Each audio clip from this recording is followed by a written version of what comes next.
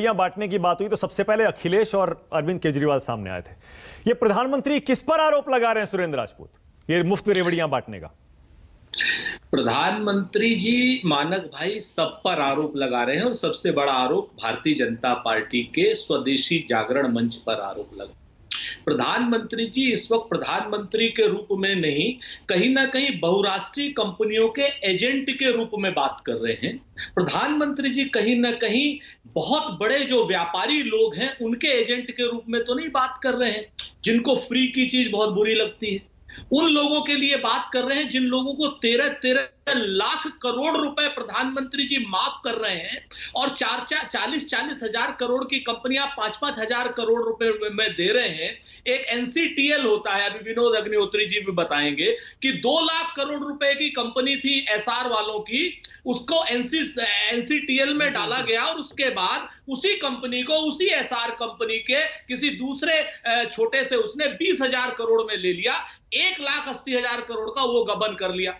प्रधानमंत्री जी उन सारे लोगों के कहीं ना कहीं एक एजेंट के रूप में बात कर रहे हैं, जो गरीब को और गरीब करना चाहता है और अमीर को और अमीर करना चाह रहा है। क्रॉनिक कैपिटलिस्टों के हक में प्रधानमंत्री बात कर रहे हैं, देश की गरीब जनता का वोट लेकर के। देश की गरीब जनता को कहते हैं कि आप सिर्फ 5 किलो अनाज से जीवित रहिए और बाकी रुपया कमाने का काम, धन दौलत कमाने का काम, ये इनके जो जिनको चाय पिलाते हैं चीनी लोगों के लिए है, और क्या नाम हम दो हमारे दो के लिए है, बहुराष्ट्रीय कंपनियों के लिए है। और मैं ये गंभीर रूप से कह रहा हूं, प्रधानमंत्री जी जब कहते हैं कि साहब लोग गरीब रेवड़ियां बांट रहे हैं, तो प्रधानमंत्री जी अमित शाह जी का एक बयान सुनाता हूं, राकेश भाई बैठे हुए हैं, अभी बड़ी स्कूटी के लिए कह रहे थे।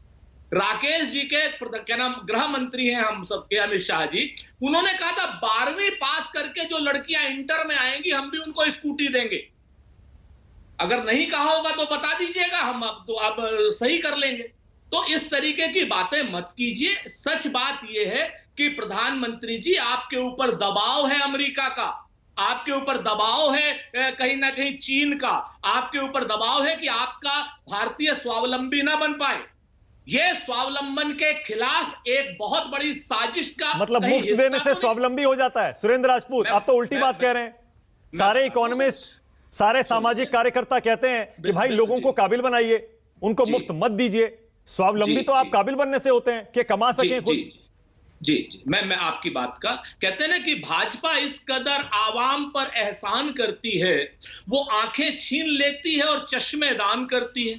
अगर आप स्वावलंबी आपको बनाना है तो लोगों को कहीं ना कहीं उनके पैरों पर खड़ा करना होगा। गरीब को आप कैसे पैर पर खड़ी करेंगे? यहां लोहिया संस्थान है, 1 रुपए का पर्चा बनता था सरकारी अस्पताल का, 100 रुपए का पर्चा बनने लग गया है मानक जी। लोहिया संस्थान में 100 रुपए का, 1 रुपए का जो पर्चा अब तक बनता था। उसके बाद सारी दवाइयां मुफ्त मिलती थी, आज की डेट में सारी दवाइयों का पैसा लग रहा है। उसके बाद सारी जांचें मुफ्त होती थी, आज की डेट में मार्केट रेट से सारी जांचों का पैसा आ रहा है। राकेश जी लखनऊ के रहने वाले हैं और इतने ईमानदार तो हैं कि लोहिया संस्थान पे झूठ नहीं बोलेंगे, हमें भरोसा है, पूछ लीजिएगा इनसे। मैं आपको दूसरी बात बताऊं कैसे स्वावलंबी बनता है। अमेरिका में जब किसान को सब्सिडी दी जाती है 1 हेक्टेयर पे 80,000 रुपए से ज्यादा, 80 ट्रिलियन डॉलर अगले 10 साल में उन्हें देने हैं। क्यों? क्योंकि उन्हें बताया जाता है कि साहब आप ऑर्गेनिक खेती कीजिए, क्लस्टर खेती कीजिए, ये बोइए, ये नहीं बोइए। और हमारे यहाँ क्या करते हैं कि डीजल का दाम बढ़ा देते हैं 100 रुपए से ऊपर, खाद का दाम बढ़ाते हैं, क्या नाम सब्सिडी सारी खत्म करके उसके बाद कहते हैं साहब 6,000 रुपए हम दे दे रहे हैं। तो जब तक आप किसान को, नौजवान को, बेरोजगार को, पूरी दुनिया में बताइए कहां बेरोजगारी भत्ता नहीं मिल रहा है? लोगों को आप भूखा मार देंगे, भूखा मार के स्वावलंबी बनाएंगे? दीजिए सबको रोजगार, बिल्कुल कोई पैसा मत दीजिए, कोई बिजली मत दीजिए सबको रोजगार। है हिम्मत? बात करते हैं आप लोग। विनोद अग्निहोत्री, राकेश त्रिपाठी, अभी आ रहा हूं आपके पास जवाब।